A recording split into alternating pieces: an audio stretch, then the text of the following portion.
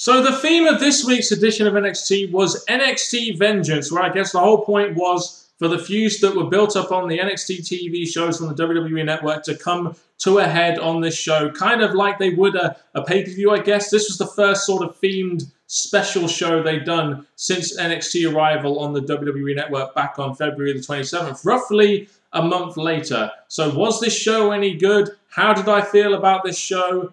Well, let's find out. One thing I didn't expect from this week's edition of NXT was for it to start off with 3 squash matches, which in my opinion did a very good job in kind of killing my interest in the show. It really did. I mean, we started off with Mojo Rawley versus CJ Parker, and while this has been a feud in NXT that has had a little bit behind it, you know, it's not one of the matches I'm going to go out of my way to watch. But the Mojo Rawley character, like I said, is a very good example of a character that is just made to open shows. You know, this kind of like get hype, get the crowd going kind of character. You know, it works in opening segments when you're trying to get the crowd going on a show, especially a special show like this one. I think Mojo Rawley, though, really should always start the match like a madman. You know, his character is, you know, get hype, stay hype. So in the first minute of the match, he should just be beating down the guy, clotheslining him, using all his energy. And then maybe later on in the match, you know, he can get beat down. Not get beat down straight away and then just do a comeback in the last 20 seconds of the match to win it. You know, I don't think that really fits the character, to be honest. Like I said, he should be right in there straight away, using his energy like the Ultimate Warrior did pretty much, you know, not get beat down straight away.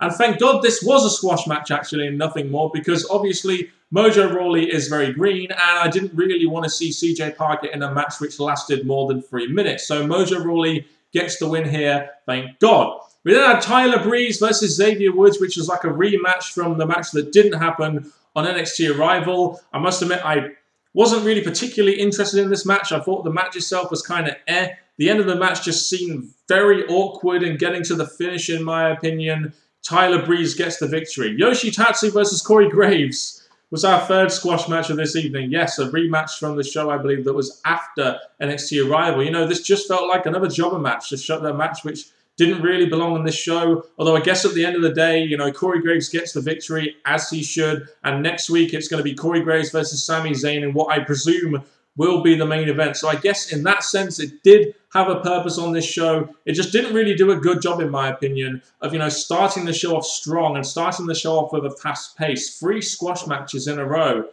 Ugh. You have no idea how much during these 3 squash matches and the opening half an hour I was craving for Adam Rose to come to the ring, because I was that bored. I needed something to really up my excitement for this show, and Adam Rose, in my opinion, would have just done that.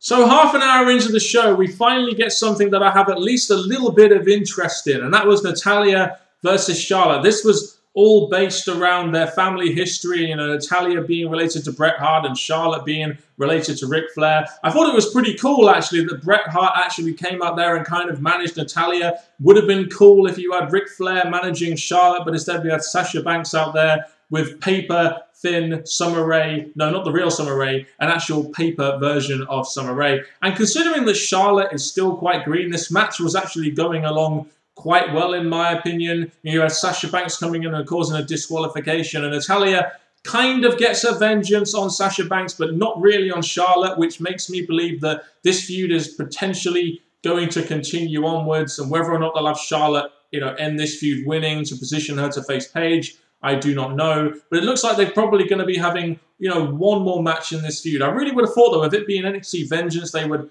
at least have Natalya get her vengeance here and then, you know, move on to trying to build Charlotte up as a legit contender to Paige.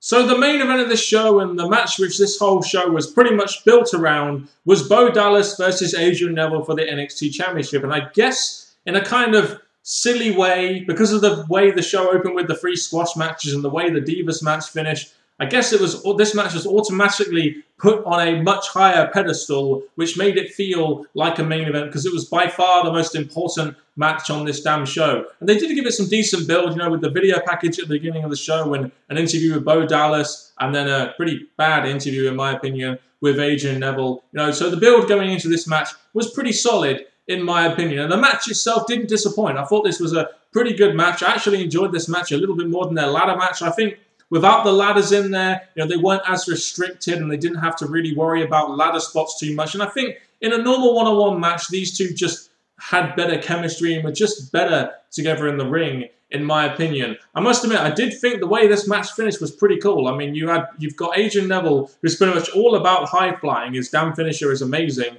And he finishes the match with a reverse 540 splash and a kind of new finisher to his repertoire. So I thought that was a real cool way to end this match. I really did. And I had no doubt that Adrian Neville was going to win this. I think Adrian Neville winning this was going to be a formality. I think Bo Dallas is just going to move on to something else. And Adrian Neville needed to move on to something else, in my opinion. I think this is the fourth or fifth match these two had. So it's about time to move these two onto newer pastures, in my opinion. I just wonder going forward, really, who will be challenging Adrian Neville next for the NXT Championship. I'm just wondering what heels they have on the roster that are really big enough to actually challenge Adrian Neville for the belt. Maybe that'll be a good discussion we could have in the comment section below. People that could legitimately challenge for Adrian Neville's belt as heel on the NXT roster.